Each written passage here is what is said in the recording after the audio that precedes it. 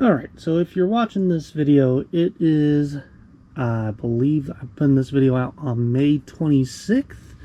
It is 11 days until the Switch 2 launches. June 5th is the launch date that we are given. So, yeah, man, I just want to talk over this 11 video series of just about my thoughts on the Switch here. And before we get into the games, this isn't gonna take over all the other videos. You're still gonna get my usual videos on the Sundays at 8. These are just gonna be a one-time thing from here to June 5th. And yeah, it's just going to be me gushing for however long these videos are over what is currently now my favorite console. Now, that wasn't always true. Before the Switch came out, if you asked me what's your favorite console stitched 1993, I would hands down say the GameCube. Why? Well, for one, got my favorite series on there, Pikmin. Second favorite series on there, Chibi Robo. We got stuff like Kirby Air Ride, Cubivore, and many others. The Metroid Prime series started on there. My favorite Legend of Zelda game, Wind Waker, is on there, and that's where I played the Resident Evil series for the first time, was when they did kind of a remake of all the games, and of course 4 released on it.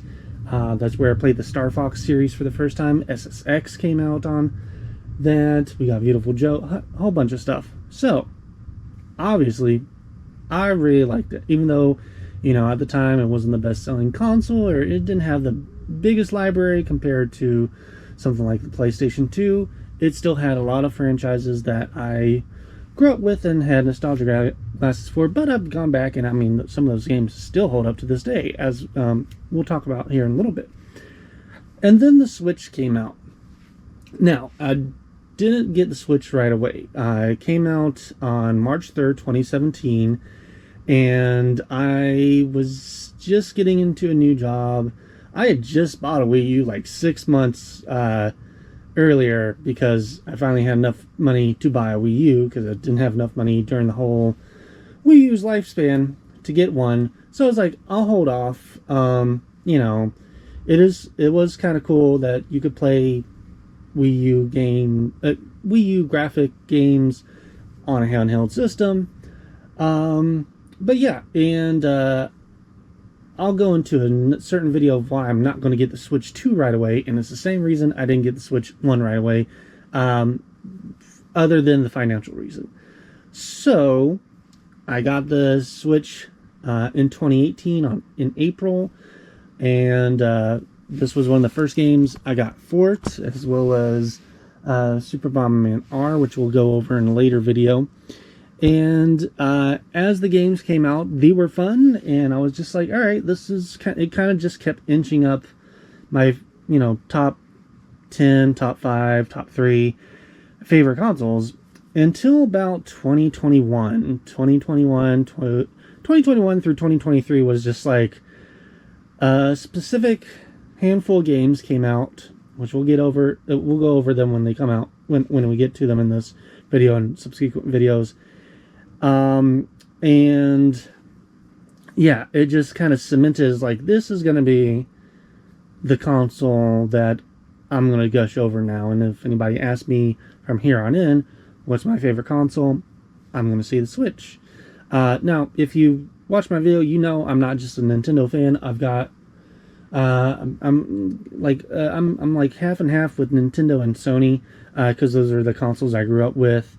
I have some Xbox stuff, and of course I have like the VSR and a computer, so I have other games I'm playing. So when a console becomes my favorite console, that means that there's really some special games on there for me to consider that, and this being one of them. So, Super Mario Odyssey was, of course, the 3D Mario game for the Switch. It was the first Mario game we saw shown on the Switch, and it's not the only 3D Mario game we got on the Switch, though. However, this introduced the really cool mechanic of the Cappy mechanic, where you could kind of pretty much anything that was in the environment, you could throw the hat onto, and you would become that creature. It hadn't been done in a Mario game. It hasn't been done since, and it was just a really cool mechanic. On top of that, they went back to the more open world style games. Now, yes, technically, Sunshine was open world, but the Galaxy games were pretty linear, pretty much. It was just kind of like getting from point A to point B on those games. You couldn't really like go off the bean track and find like hidden secrets as easily as you could in, like, say, Super Mario 64, where you can kind of get the stars out of order as long as you knew where to look and stuff. So this was one that kind of just built on top of that. It's like, yep, you've got like a list of things you can do to unlock the moons in this one, but you can just kind of explore to your heart's content and find secrets and find hidden doors, hidden moons all over the place, and that's what really got me into it. On top of that, the environments were really cool. Yeah, we've still got like the snow and the desert and the tropical locations, but we've got in this one we've got a city, we've got freaking soup, like a whole like vegetable themed area. We've got a dinosaur land, we've got the freaking moon, and with that and comes all the mechanics. And of course, not only could you put your cap and become that creature, but pretty much every creature had its own little mechanic in there. So like some of them you could, if you need to get over a vast place of land, you would get into like a creature and stretch to get across there. You could go into frogs and that would get you to jump higher. You could get into a bullet bill and kind of zoom over the place until you hit something, or until timer ran out. You can turn into a dinosaur. So yeah, and then that just became like the first game that I was like, as soon as they showed it, I was like, I have to get this game. Not only do I have to get it, this is like has to be one of the first games I have to get for the system. And then everything just kind of snowballed from there. I want to go through in this video, as the title says, it's new classics for the Switch. These are going to be, this is just going to be me talking about the first party titles I think people are going to look back on. Like I just looked back on the GameCube, and like people will look back on, N64 and SNES and NES. These are the games that people are going to look back on the Switch, and like when they make lists of the best games for the Switch, or these are going to be most likely included in said list. They're not in any real alphabetical order. They're just kind of, I took all my games from my shelf and just kind of put them in my office so I could just pluck them as I go and just kind of give my thoughts on all of them. Some of them I've kind of already given my thoughts on back when in 2023 I did a video when I got 100 games. Since then I've got 50 more, and there's still more, still a bunch more that I need to get, as well as that, just got announced. This is being recorded on April 6th, so we just had the Direct for both the Switch 2 and the Nintendo Switch Direct, literally just, over a week ago. And so, and we'll get to that in a bit as well. So, yeah, of course, this is going to be the 3D Mario game, because this is, yeah, we did get the re-release of Super Mario 3D World with Bowser's Fury, but that was a Wii U game, and then the Bowser's Fury game was kind of like a smaller game, just to add incentive to rebuy Mario World. I really don't think people are gonna like look back and be like, that is the game that's the 3D Mario game for the Switch. I think they're really still gonna be like, that was the 3D Mario game for the Wii U, and then they had like an extra little area if you wanted to buy it on the Switch. Now, Yoshi's Crafted World, I know, has gotten mixed thoughts over the years. Of course, it wasn't as good as Woolly World, which was on the Wii U. But I still pretty much enjoyed it. I really like the design for Yoshi as well as the worlds itself, with it being, it says Crafted World. This is more of just arts and crafts type of level designs. We've got Poochie coming back here. And yeah, in the original trailer, it showed like the levels could be reversed and you'd find secrets. And they kind of did away with that when they released the game. Now it only reverses when you're doing the search for Poochie, like mini games. But like the game is like a really long game for a Yoshi game. Usually the Yoshi games maybe lasts maybe like 8 to 10 hours, even with you trying to do 100%. I think I put like 20 something hours in this game and I still hadn't like 100% it.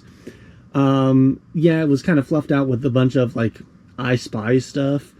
But like around then I was just like, okay, I probably could put in another 10 or so hours into this. But I need to move on, and I finished the story. But it was like more and more levels just kept unlocking. I'm like, good lord, they put so much into this game that I didn't think was going to last me 5 hours. It looks really good. Yeah, you could really see that although, some people think it wasn't as fun of a game as Woolly World was, I still think it was pretty fun just in general. And so like for Yoshi, I mean, this is the only Yoshi game we've gotten so far on the Switch. The Switch 2 is coming out in June, but we just also had that direct for the Switch that showed we're going to get games in 2026, and I feel like we're going to continue getting games at least through 2026, if not through maybe 2027, 2028, because it's kind of how they did it with the 3DS. The last 3DS game, I think, was in 2019, from Nintendo at least. And, yeah, and they could go like the PS4 route with Sony, where they just keep releasing games for both systems. Probably not simultaneously, probably like PS, how the PS5 version comes out first, and then maybe like 6 months or so, or something down the road, then we get a PS4 version.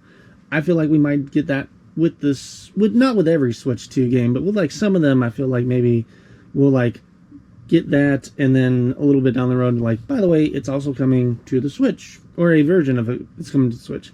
I don't know. Nintendo likes doing weird things. That's just what I think. I'm not hoping that they do that. I just, history kind of tell me that they might do that. Anyways, so we did get, and we are still getting, a bunch of Pokemon games for the Switch. So we got, probably a little too many, depending on who you ask. So of course we got Sword and Shield, we got Pikachu and Eevee, we got Brilliant Diamond, Shining Pearl, we've got Violet and Scarlet, and then we got some spin-offs as well, one of them being the Mystery Dungeon game. So this was a remake of the Game Boy Advance slash DS games. The Game Boy Advance one I did grow up with, and it was one of those where they released one version for the GBA and one version for the DS. This just kind of combines the two. It's a really cute mystery. If you have never played a Mystery Dungeon game, they're kind of like, you have a party. Usually it involves like 3 or 4 characters, and you go in these dungeons. They're all procedurally generated, randomly generated dungeons, and you just kind of go through, collect money, collect power-ups, fight enemies, and then on the bottom level you fight a large enemy.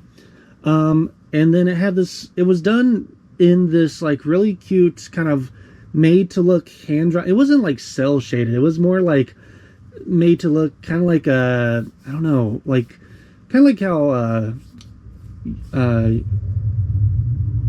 Yoshi's Island looks, where it's like hand drawn kind of, or like sketched. Felt for me.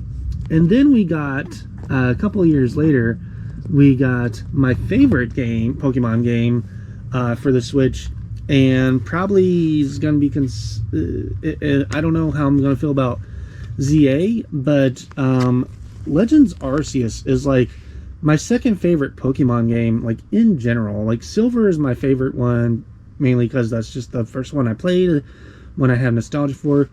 But good lord, this is like the closest we got to what we've been asking with the open world game. The Pokemon are in the wild, you can see them. The mechanic of sneaking up on them and just throwing the ball was like unheard of when the trailers. They were like, what? You don't battle them anymore? You just straight up like clonk them on the head? And eventually ended up like, no, you can still battle them, you know, and try to catch them that way. But the way it works now is, because some of the missions are asking you to like collect 10 of these guys sometimes or more, you really just want to sneak up and throw a Pokeball on them and, you know, get them that way. And my goodness, I didn't think I was going to like that mechanic, and it is such a rush of endorphins every time it clicks and the little kind of tiny like firework goes off when you successfully catched it. I never thought that I would have, like, I've always enjoyed catching Pokemon, but it's always kind of like more nerve-wracking than anything, because you're just like, come on, stop beeping, click, and then you're like, oh, thank God. This was just like, especially with some of them, you just like throw it and dee boo, and I'm like, yes. So just do that like a ton. Like sometimes the Pokemon will be too strong, or it'll be like a really wild one. So it'll be, I forgot what it was called, but it's like angry automatically. So you can't just go up and sneak on it. No, you gotta battle it. And depending on what your level is, because you yourself level up in this game, will depend on how well you can catch Pokemon of that specific level, and higher or lower there. And then on top of that, you know, you've got your certain Pokemon that you can use to like just climb and fly everywhere, like in like the paraglider in Legend of Zelda. And that just kind of open it up even further. So it's just like, hey, you want to explore like literally anywhere, go ahead. And it was great. Yeah, it wasn't fully open world. Like you still had, like, you went to a hub, and then when you went out, you picked a specific area of the island to explore. But each of those islands was parts of the island that you explore is so huge. Like I could spend hours just in like the first region. You're exploring it so much. Like, oh my goodness. When you, after the tutorial and everything, and they just kind of let you loose, and they're like, go, you know, find, what was the first Pokemon you had to find? It was like, find like some, I think it was, was it Spearows or Telos? One of those two. Yeah, it just like, it like blew my mind. It's like, wait, I can just like go anywhere? Like, and there's no trainers to like bump into and fight. Like, you can find some that will ask you to battle them, but they're not like all over the place like other games. So it was really just kind of explore to your heart's content. If you come upon Pokemon, try to catch that thing. Some were more rare than others, so it was really cool. Like the first time I saw Lucario, and I was like, holy crap, I didn't even know Lucario was in here. Because it doesn't show you the Pokédex, and I didn't like look it up ahead of time. Kind of wanted to like just, you know, go in blind outside of what they showed in like the first couple of trailers. Yeah, of course the graphics are like, but I didn't mind them. I was like, you know what, I'm not really a graphics guy myself, so Yeah, it was, you know, of course there's going to be people that complain about graphics. There will always be people that complain about graphics. And yeah, I do agree. Game Freak does need to do better in that area, but the gameplay wise was just like kind of just outranked everything, because man, it was so fun just like exploring it, especially like when you like get the mission to like find every single unknown. So it's like you have even more incentive to literally traverse everywhere. And then you get I don't remember if it's Sneasel or Weevil or whatever, but you get one Pokemon. You can just kind of, he carries you in this little basket in the back, and you can just climb anywhere. So it's like you see this mountain, and you know, like for the longest time, you're just like, okay, that's just kind of like there. And then you get Sneasel, and like, yeah, you can just climb that until like you get out of bounds, and it tells you need to go back. And then you get, I think it's Bravery, to just fly anywhere. So that gets even further. The one I really didn't ever use outside of the times it asked me to use it was, I think it was Ursing, the bear Pokemon. Like, he's there to like sniff out certain stuff. So the missions where you need to do that, I used them, but other than that, I don't think I ever used that one. Same with I think it's Stantler. You use that. I mean, like, yeah, it's kind of like your bike, your horse. You can just kind of get from point A to point A to point B quicker, but you really don't want to. At least I really didn't want to. I kind of just wanted to explore, because it was like every time I went out, there was new Pokemon, and eventually you'll have like these little like reports of like extra Pokemon showing up. So if there's like a certain Pokemon, you got a mission, you need like 10 Clefas or 10 Clefairies. You know, sometimes they will like be going out there and be like, hey, this area all of a sudden it has like a whole bunch of them, and you're like, hell yeah, I'm gonna go there first and catch me all those so I can knock that one off my list. Plus, there was even if there wasn't the missions to do that, there's the incentive to, the more you collect of the Pokemon, it adds more information to you don't have a Pokédex, you basically have like a Pokebook. So it just adds more information, and it's like once you get to like so many, then you can like, it'll like completely unlock it, and you have to do that for like every single Pokemon in order to confront Arceus at the end of the game. So yeah, so like when when people talk about the Pokemon for the Switch, there'll be certain teams of you know, Team Sword and Shield, Team Scarlet and Violet, Team Diamond and Pearl. Although I think, just from what I heard, that team's going to be a lot smaller than the other two. But I think these two are definitely, even though this one is a remake, one, it's a remake of a game that's over 20 years old, and two, it's like fully redone in its own different art style. It's not just a port, it's like from the ground up remake. And then on top of that, we got a brand new Pokemon Snap game. So the original Pokemon Snap game, if you don't know, came out on the N64, and it was an on-rails game where you just went around taking photos. I think you had like 9 regions you can visit. Each region took maybe like 5 minutes to get through, and then you would get ranked by Professor Oak, and you try to get the highest points, and then you could like go to Blockbuster and print them out, and like they would be little stickers.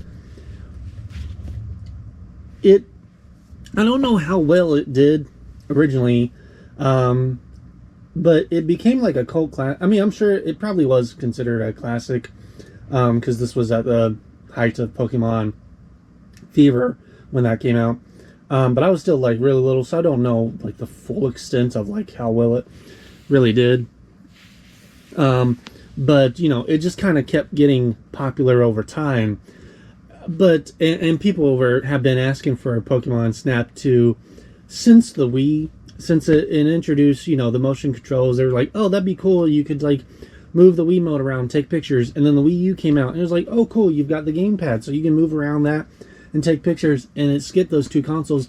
So after it skipped those two consoles, we were just like, we're just not never going to get a no Pokemon Snap game, are we? No? Okay.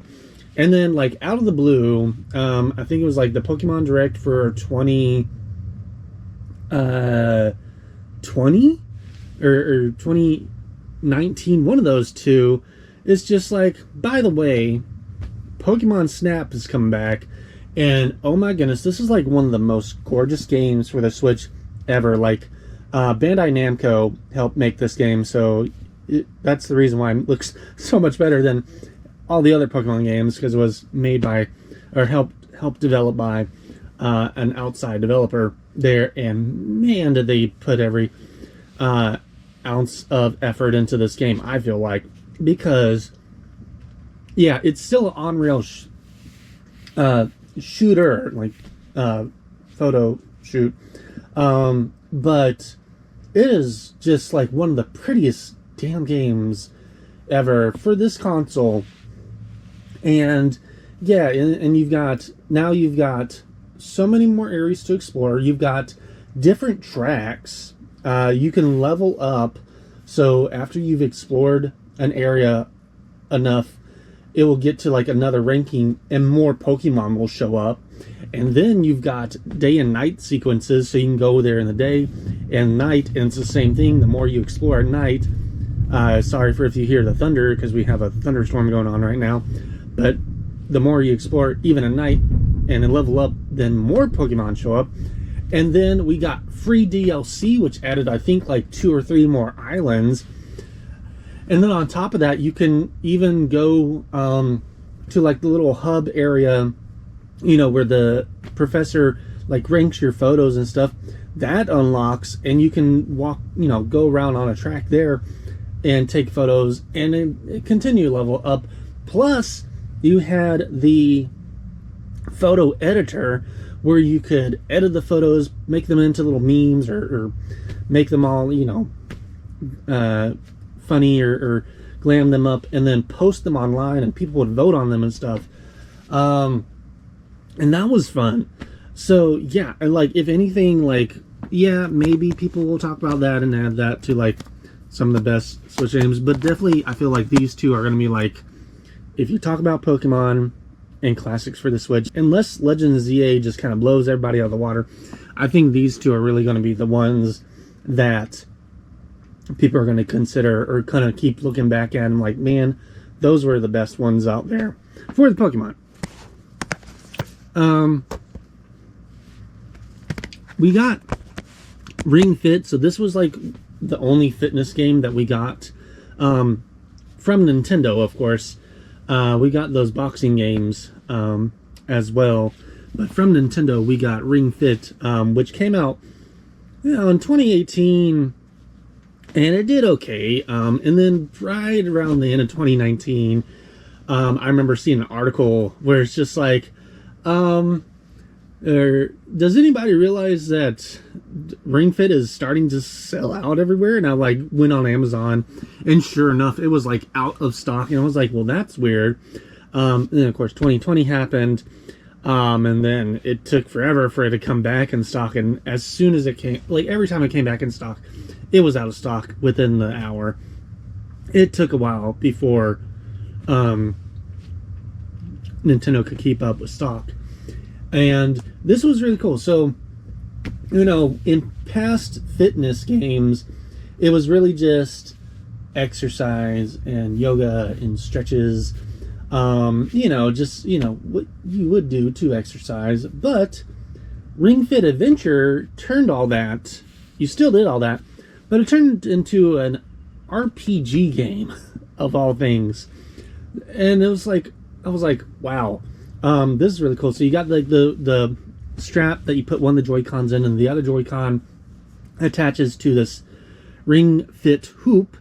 That I still don't know how to this day that thing works, because it's, I don't know if there's anything in the hoop itself. I don't think there is. I think it's just a big plastic ring, but somehow the ring can determine how much you're like pulling and pushing on it. Yeah, so you like, the harder the exercise is, the more powerful the attack will be. And these RPG little enemies, man, they can take a whooping. Because like even on like some of the first ones, it takes forever to knock them out if you're just doing like your basic little stretches. Now, if you start doing like squats or crunches or sit-ups and stuff, that's the stuff that's gonna get, give you the powerful attacks. But of course, those are the harder exercises to do. So it's a nice little incentive there. You got this little story about an ancient hoop, and you got to defeat the master and everything there. I don't think this ever came sold without the box that it came in for the hoop. So like on the back, it just has the rest of the cover for this thing here, like minus that it's just the rest of her hair. If she shows up, he or she shows up in a upcoming Smash Brothers game, I will not be surprised, because yeah, this became like, not only due to the pandemic, but even before then, this was like getting up there with sales, and then the pandemic just kind of pushed it, and now I think it's in like the top 10 or close to the top 10 best-selling Switch games. So, and like this is, we never got a, this is the Fit game. So for this, for the Wii, we got Wii Fit and Wii Fit Plus. And then for Wii U, we got Wii U Fit. This is that Fit game. And so when you talk about exercising games, outside of the boxing games, really this is going to be the one people are going to talk about. I included this game because this was kind of just a really interesting thing for Nintendo to do at the time. I think I don't know if they'll ever do that in the future for the Switch 2. I hope so, but I don't know. It's too early to say. So when the Switch launched, it did launch with the eShop, and Nintendo did already have some eShop games on there. And they had a game called Snipperclips, and it did really well. And people were just like, hey, if you got to get a game, if you're done, playing Breath of the Wild and the other games at launch, and you want to get a digital game, get Snipperclips.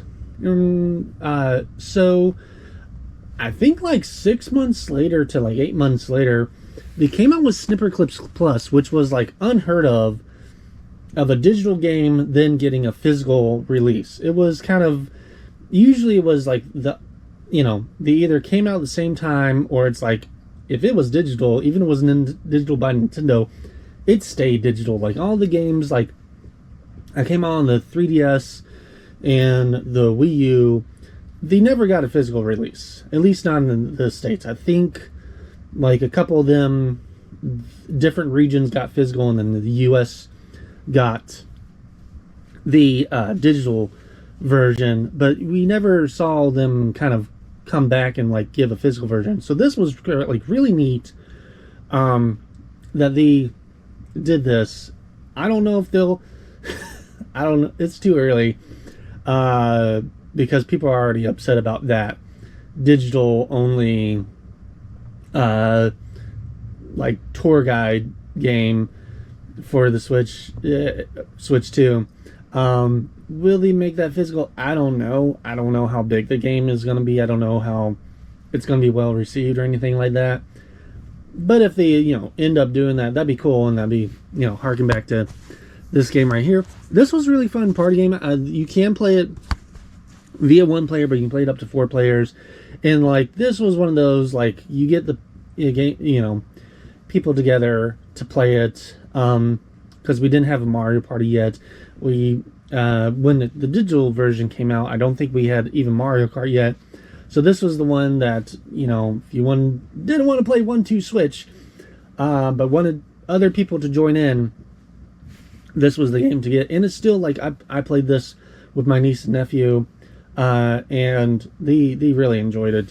So I think this will be, when people talk about like multiplayer games, I think this is going to be in there. this was just a out of left field.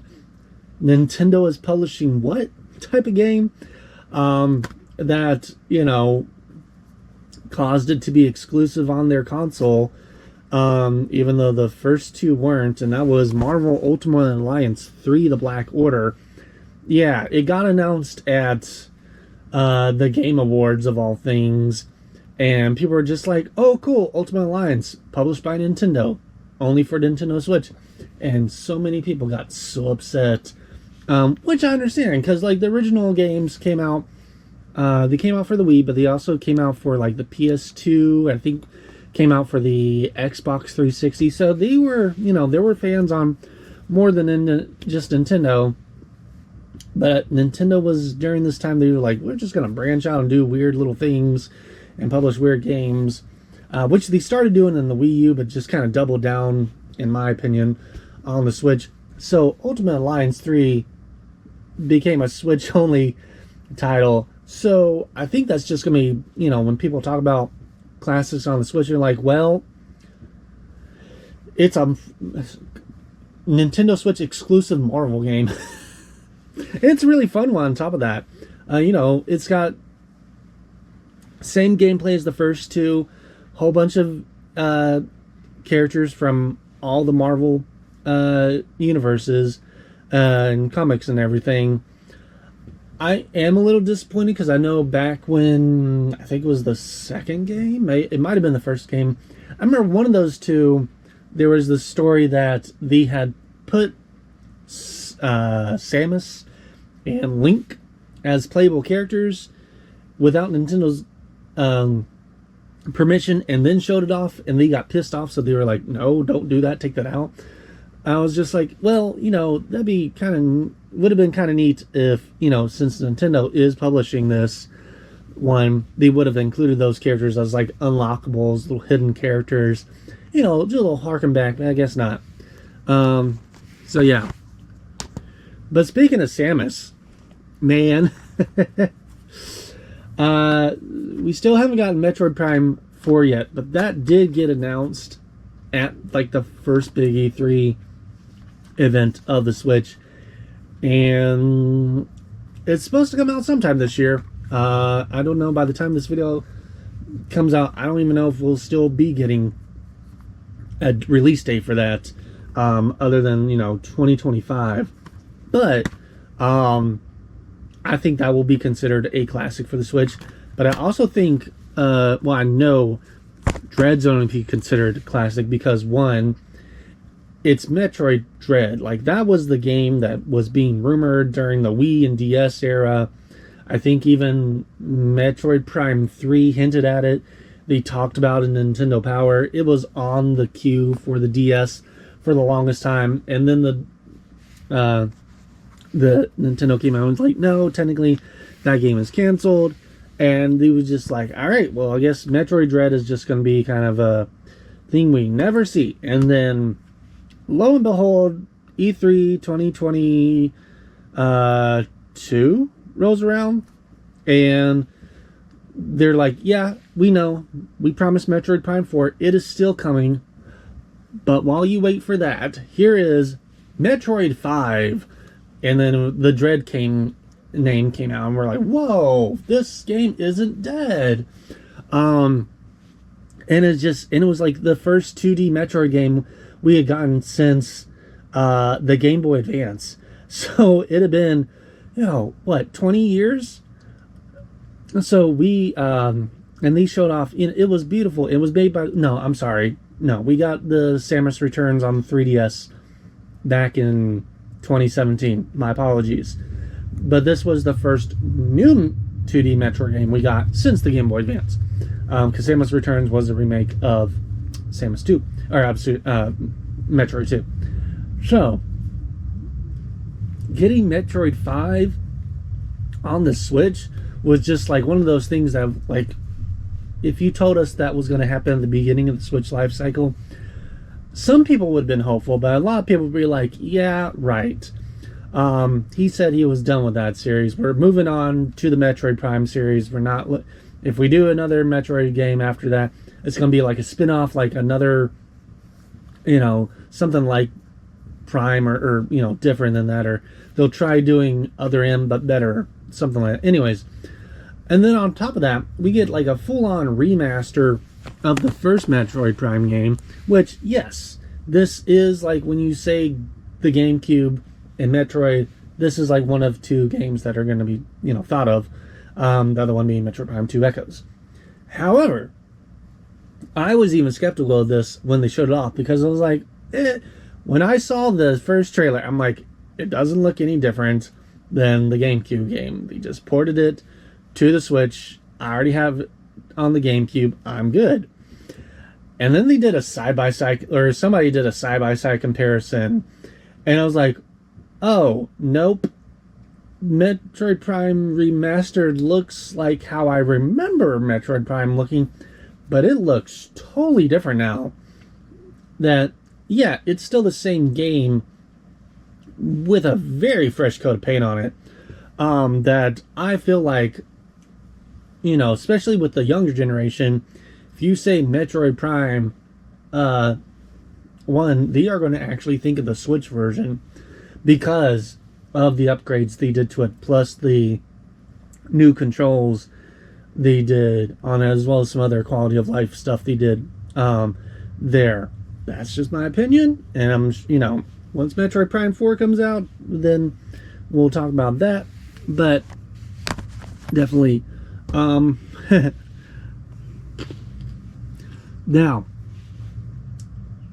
when Switch came out, they had announced recently that Hey Pikmin was coming out. And we were like, hey, are we going to get a Pikmin 4? And Miyamoto was like, oh yeah, it's almost done. So we knew eventually we were going to get a Pikmin 4, but it took forever. And we never got a trailer. Not even like Metroid Prime 4, where we got a little announcement trailer and then just never heard of it. That was it. That was like and people for the longest time were like, oh, we misinterpreted. Oh, he was actually talking about Hey Pikmin. No, there's no Pikmin 4 in development, because there was just nothing. Then, in 2020, they re-released Pikmin 3 Deluxe with all the DLC included, and it became like the best-selling Pikmin game of all time up until that point. And we were like, cool, there's hope.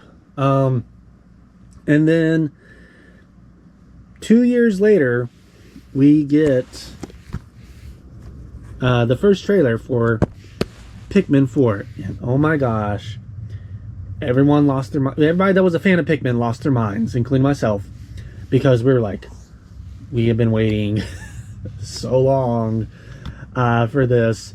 And yeah, this is like, it's like my second favorite Pikmin game now. The first Pikmin game is still my favorite because of nostalgia, but this one is like right underneath that, because not only do you have, this vast world, they bring back you collecting all the, because in Pikmin 3 you were just collecting fruit, and while some people like that, I was like, I missed the first one when we were like collecting ship parts, or the second one where we were collecting little toys and like Duracell batteries and stuff like that. So when they showed this, and they showed we were going back to collecting collectibles, I was like, yes, thank you. And then they showed off the glow Pikmin, which my favorite color is green. I've been asking for green Pikmin since Pikmin 2 came out, and finally we got green Pikmin, so I'm like, thank you. Ochi looks freaking adorable. I don't know why it took so long for us to get the Ochi mechanic, because he saves like a lot of time with a bunch of stuff. And then on top of that, after you finish the game, you get new extra missions, including Olimar, and it's like a retelling of sorts of the first Pikmin game, where you go and collect the ship parts.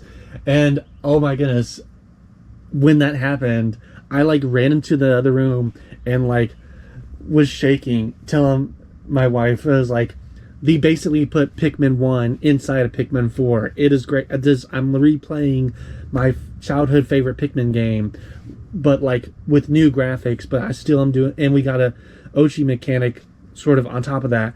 And I just like, I was like, oh my god, this is up there. This is of course the only Pikmin game that is made exclusively for the Switch. We did get like the entire series of Pikmin on the Switch, so it's like you have no excuse. You can play the entire minus Hey Pikmin. You can play the entire series on the Switch.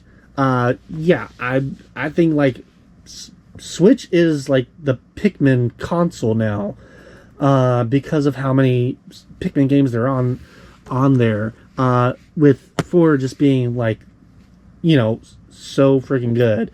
I know some people had complaints that the creatures would not reset. Like after a couple, like in the past games, it was like after like a couple days, the creatures would come back. Whereas this one, no matter how many days passed, the creatures never came back. So eventually, it just kind of looked like a deserted planet.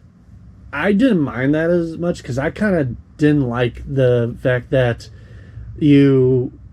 this creature would eventually come back. I did like the idea that you've killed this creature, it will not come back to haunt you or to, you know, and so you can plan out your days more because you do still have the timer.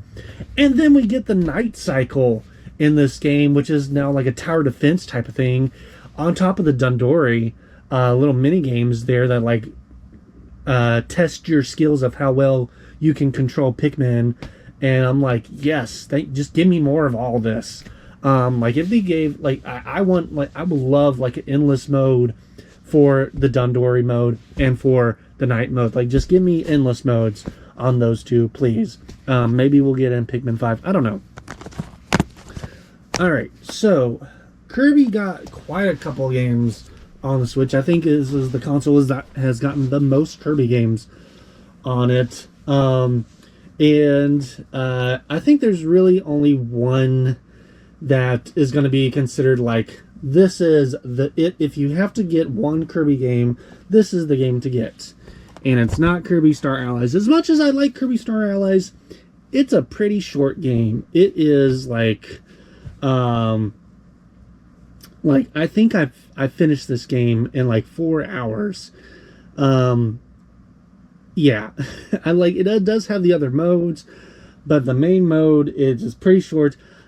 I will say this: it is cool that it has the ally mechanic to it, because that was like teased in the canceled GameCube game. So like when this came out, I was like, holy crap, we're getting that GameCube game that never came out. And yeah, that's basically what this is.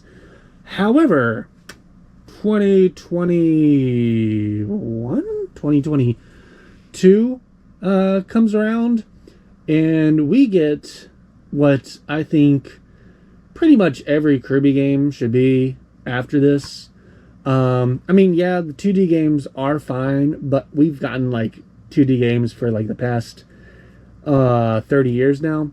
And he really shines as the 3D platformer. I think Kirby and the Forgotten Land is like gonna be the new blueprint for Kirby games from now on forward here, and I'm not gonna mind it because I freaking love Kirby and the Forgotten Land, especially when it's like there's like 3 or 4 different endings for this game, kind of like how Nier Automata is, where it's like, yeah, you finish the game once and you got an ending, but that's just the first ending. Now you got to do it this and this and this, and you'll get endings B, C, and D.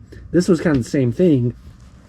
On top of it, just being an absolutely gorgeous game, and like the abilities were awesome. Plus, we got the new, was it overstuffed mode, or just the when he swallows something that's too big and he turns into like the car and stuff there. That was just such a cool idea to like, because you know there's always been like playground talk and you know nerd talk was like, all right, yeah, Kirby can swallow this, that, and the other, but like what can't he swallow? Well, now we learn he basically can't swallow anything that's like bigger than a fridge. Like he can, yeah, he'll fit over it, but just like barely. He can barely fit over a car. Giant safety cones barely fit over those. He apparently can't fit over a hula hoop. So yeah, and those were great mechanics as well. The boss battles were really fun, and man, when people like are saying Kirby is an easy game, I was like, not with this one, because man, I died probably the most times I've ever died in a Kirby game in this game, which is not a bad thing, because you know the biggest complaint that people have always said about Kirby is he's too easy, you just never die, you just float everywhere, and they made this game and we're like, we're just gonna fix all that. So it's like, yeah, technically you can still float everywhere, and it is for the most part easier up until the later levels and the boss battles. Like, oh my goodness, some of those later boss battles, oh man, they had me sweating with just how hard they were. Yeah, and then you've got the overworld, you got the little collectibles, the Gashapon collectibles, those were really fun, like, and all the little mini games that were included in that, just to give, you know, more excuse to play the game. Like, yeah, this is gonna be the one that when people say Kirby for the Switch, this is gonna be the one. All right, controversial opinion time. Well, I don't know. It's lukewarm, I guess. Like half. It was pretty split down the middle, and I'm on the side that says I didn't really care for this game. It was cool when they showed it off, and then I played it. I'm like, oh, it's like literally almost the. I mean, it's not the same game, but it's like pretty much the same map, but with you know, the sky and underneath now. You did get some more enemies, but man, I don't know what was going on, but like every time I went to the underground mode, like I don't know if it was the colors or something, but it literally like made me like not motion sick, just kind of like sick to my stomach, and like so I like had to stop playing and like tried to avoid going underground because man, it something visually or maybe it was mentally or something like that just was not making me enjoy the underground portion. That, and I just don't care for games where I have to build my own things. It's the same reason I don't very much care for Banjo and Kazooie Nuts and Bolts. Same thing. I thought it'd be neat and interesting, but eventually it became too much, and I was like, you know what? I'm good. I put in probably about 30 something hours into it, and I was just like, I'm kind of tired of this game because I technically already played this originally with Breath of the Wild. Will Breath of the Wild or Tears of the Kingdom be considered, like, when people say Legend of Zelda and Switch, will they be thinking of these games? Of course. However, I want to put in my own opinion of, like, when people say Legend of Zelda and Switch, I'm going to put my money on these two, mainly Echoes of Wisdom, but also, like, just this one is just a really nice art style. I really want to see more games in this kind of chibi clay look to them, especially, like, I'm like, come on, this is screaming Earthbound, this is screaming what was that? The tomato. The same people that made the Mario and Luigi series. Screaming that. Heck, I would not even mind if, like, they made a chibi robo game that kind of looked like this. So anyways, but this, and then on top of that, you got a really, really great remake of Link's Awakening. And then another Legend of Zelda game where you play as Zelda, which people have been asking since, like, I want to say probably since the first Zelda game, probably, or, you know, at least by around Wind Waker and Twilight Princess time, they were really asking about it, or, you know, making jokes about it. And yeah, there's that CDI game, but we don't count that because reasons. But yeah, this on top of like the gimmick of Tri and the staff, where you can make echoes and just like you see an enemy, you see items, you can copy and paste them and like make your own army. And like really I was thinking, I was like, man, this was gonna, people are gonna like find ways to break the game, but I was like, no, Nintendo really thought of like, yeah, just with a couple of certain monsters, you can pretty much go anywhere pretty early on in the game with no issues. And I loved it for that. And like that made the dungeons so cool because, no two people are going to have the same idea of how to complete certain dungeon puzzles, and no two people are going to explore the map the same way. Which, yes, that is what they wanted with Tears of the Kingdom, and that's what a lot of people did. But for this one, it felt a lot easier, a lot simpler, a lot more user-friendly. And that's why, and so for me, and I'm sure probably a lot of others out there, when they say Legend of Zelda and Switch, pretty sure they're going to be thinking these two are at least Echoes of Wisdom. And then we got Luigi's Mansion 3, and it's just Luigi's Mansion 3. It's better than Luigi's Mansion 2. It's still not as good as Luigi's Mansion 1.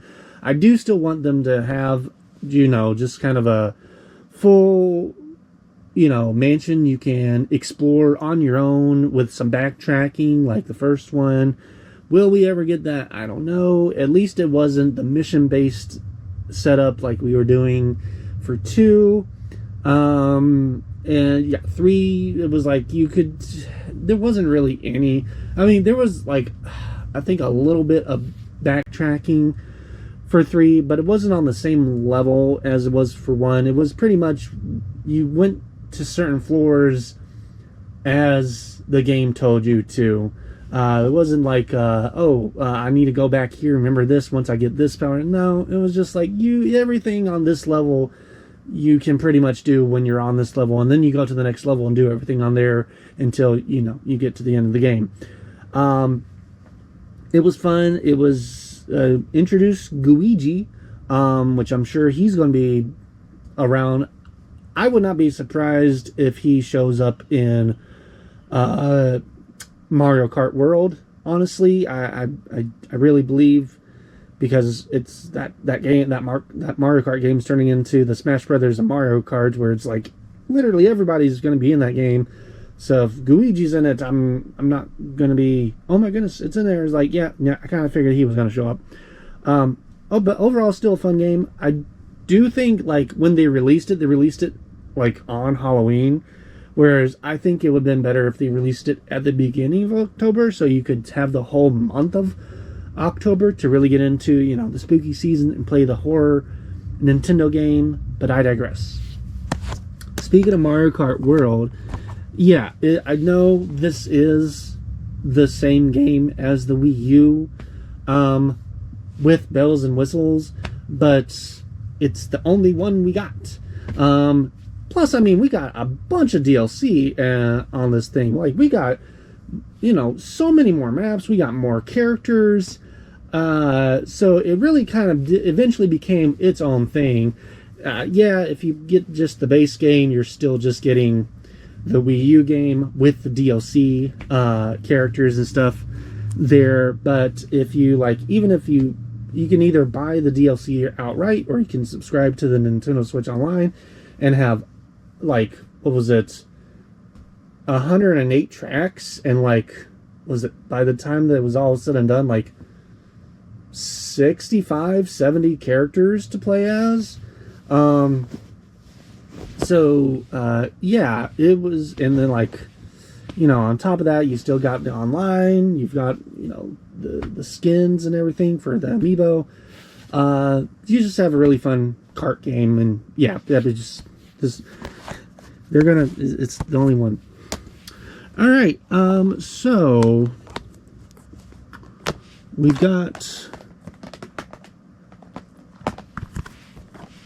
3 Mario Party games. as seen here, each coming out about 3 years apart from the subsequent one. Like this came out last year, 2021 and 2017, 2018, 2021, 2024. So I think that they're all going to be, when you say Mario Party, they're all going to be thought about, because they each bring something new to the table. This one had just had a bunch of fun, games in it. Plus it had all those side games and stuff. Mario Party had like a bunch of like online modes that was really cool.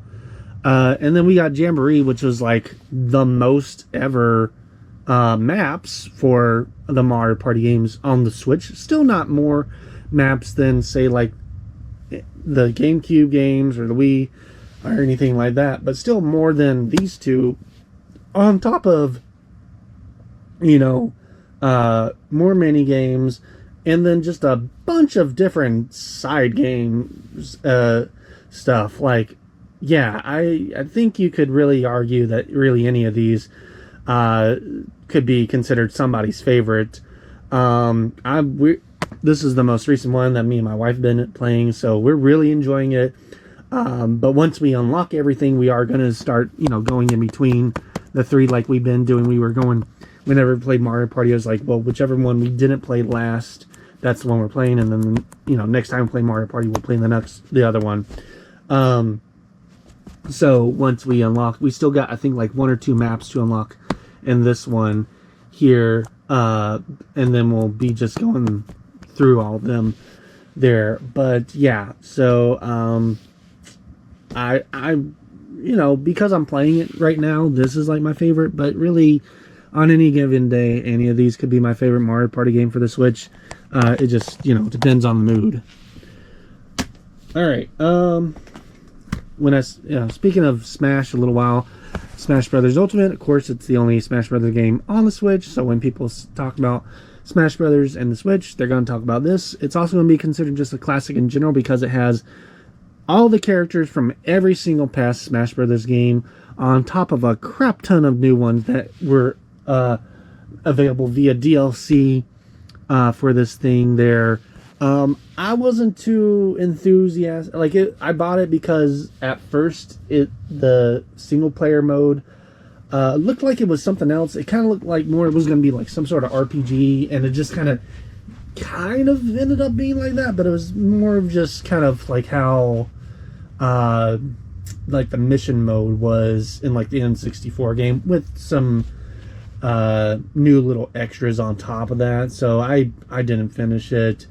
And I'm not really a big fighting game person in general, so I have no other incentive to it. I do hope that if we do get another Smash game on the Switch too, it has more of a Subspace Emissary type of single player game to it. That's just me. I'm sure most people are buying this for the multiplayer aspect anyways. And on that end, I can't say anything because I just don't play that type of game. Alright. And then I'm going to talk about a couple just Mario games that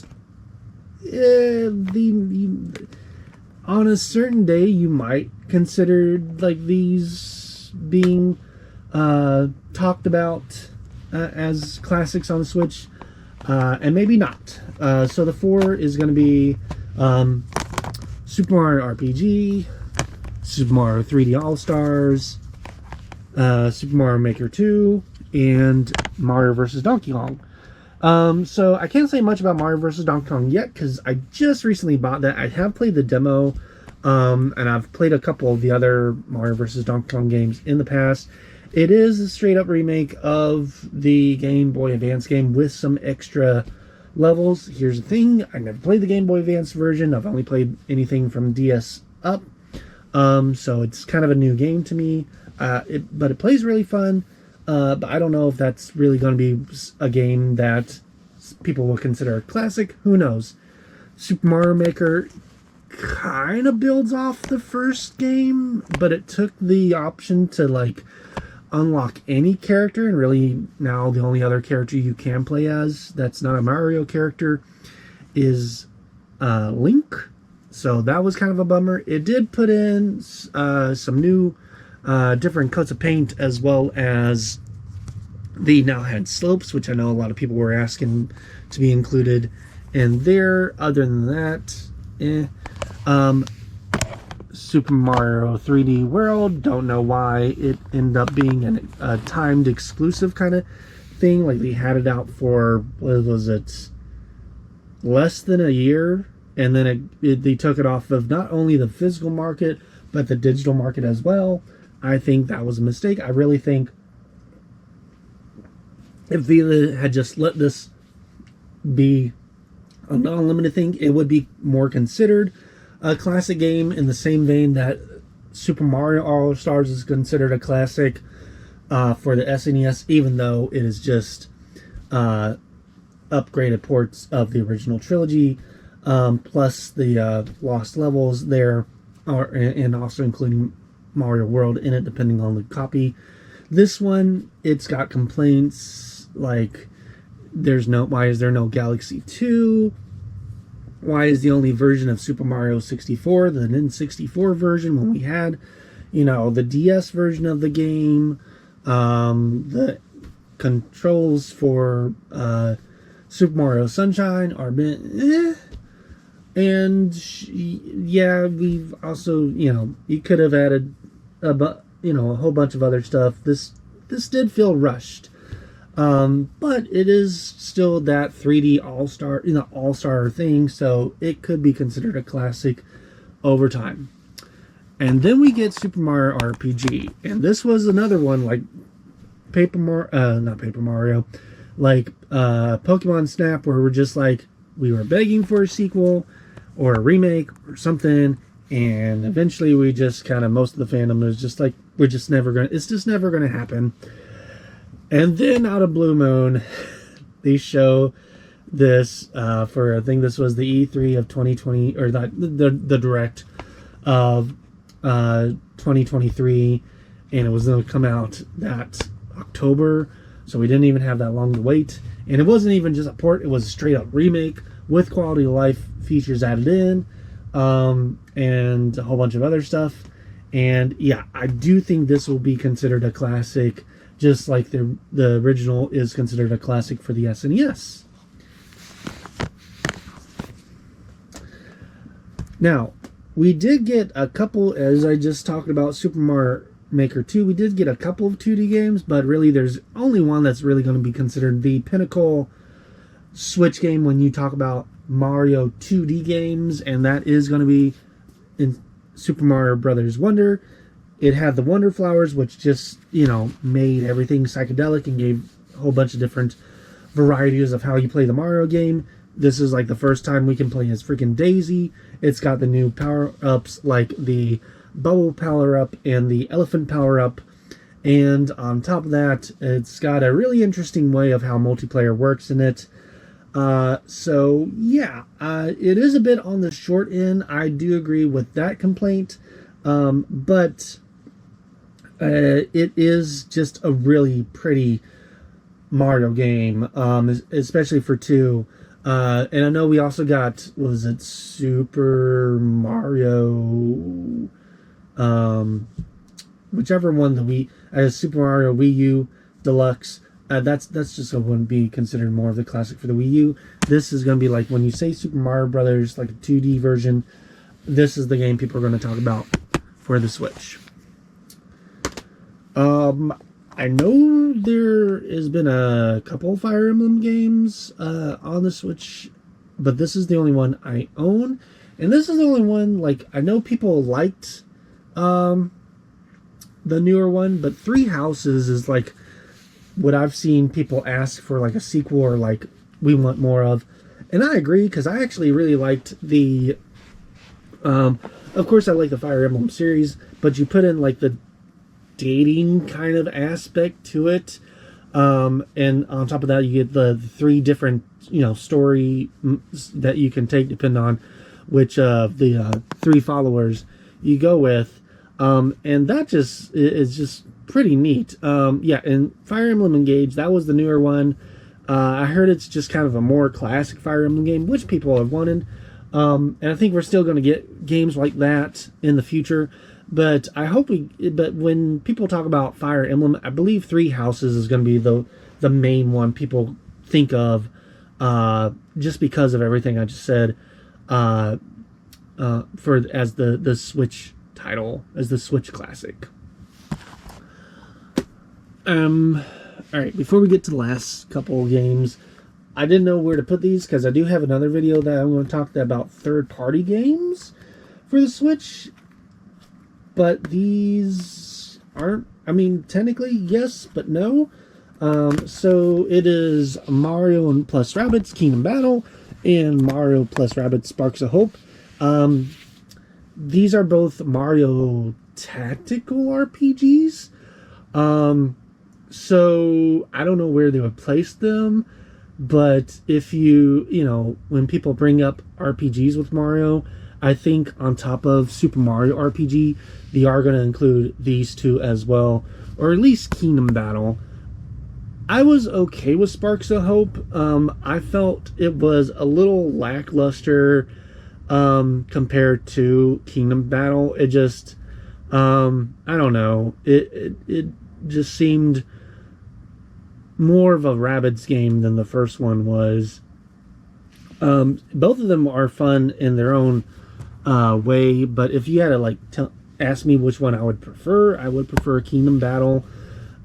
Yeah, I know Sparks of Hope you got to play as Rayman if you got the DLC, and Kingdom Battle had the Donkey Kong DLC included with it, so you can make an argument of both of them are great in their own way.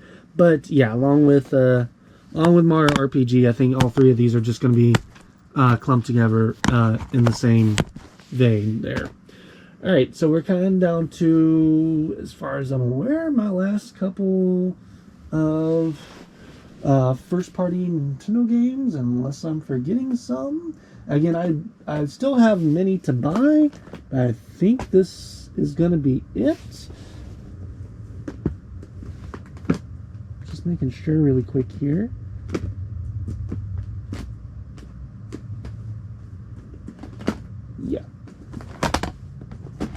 Yeah, okay.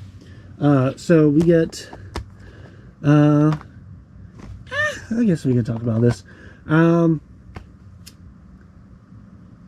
Okay, so we got Fatal Frame. This was the one that was... I believe this was the Wii U one that we never got. That got ported over here. We also got the one that came out for the Wii. Also on the Switch, I don't have that one. I was okay with this one. This was kind of mission based, so you kept going back and forth from your house to the haunted area, which I would have preferred more at least the first game. I think the trilogy, it was just all one. It was more like Resident Evil style, where you just explored this one area, and you would get keys and stuff to unlock more of it as you continued going on.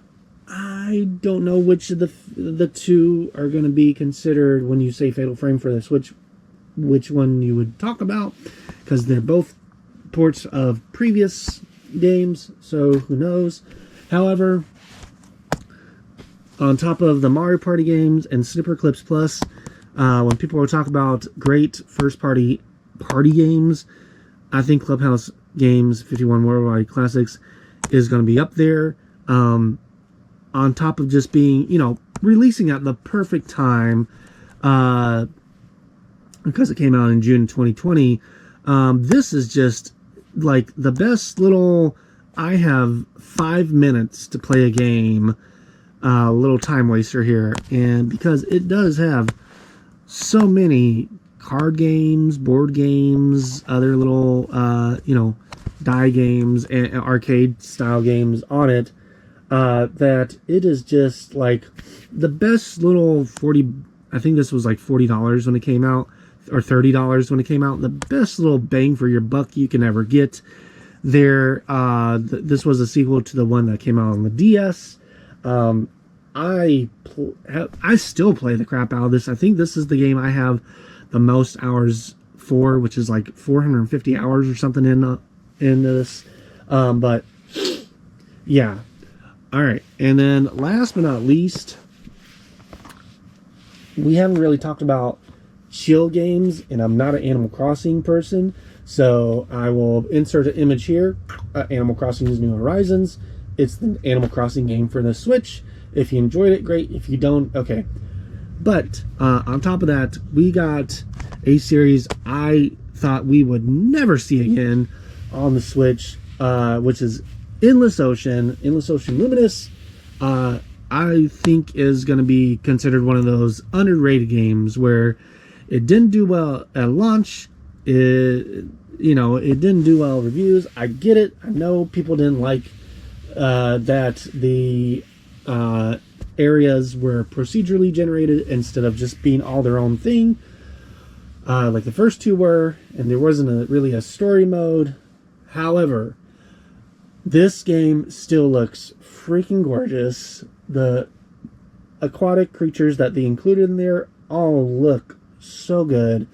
And yeah, it's just kind of one of those turn your brain off, listen to the nice relaxing music, and just kind of explore to your heart's content, finding treasure, finding bits of history, finding different fish. You've got they brought the abyss back, and they brought all these other areas back. And yeah, I've gone back many times to this game and just have enjoyed. On top of the multiplayer, on top of that, which this is the first one to include that. And yeah, I think this is going to be one of those ones that eventually does get talked about and become a cult classic over time. And that is the end of this first video here. We've got 10 more to go over, where I'll be talking about third-party games, my favorite games, games I regret getting, future releases and stuff, and just other things that I want to talk about leading up to the release of the Switch 2. And then in the last video, I'll kind of go over more of the reason why I'm not getting the Switch 2. Right now, I will eventually get the Switch 2, but it's not a must-have. And again, it's not for the reason that you think it is. So, if you like this video, definitely make sure to subscribe. And, I am open to suggestions on games, because Switch is my favorite console, so if there's games, first or third party, you think I should check out, I do prefer physical. There's only a couple ones that I own digitally, because I don't, they were pretty cheap little games. I don't think we're going to get physical versions of that, but I'll get more into that in a later video itself. But yeah, if you, like hearing me talk about Switch stuff and you want to make sure to be on the lookout for the next 10 videos, counting down the days to June 5th.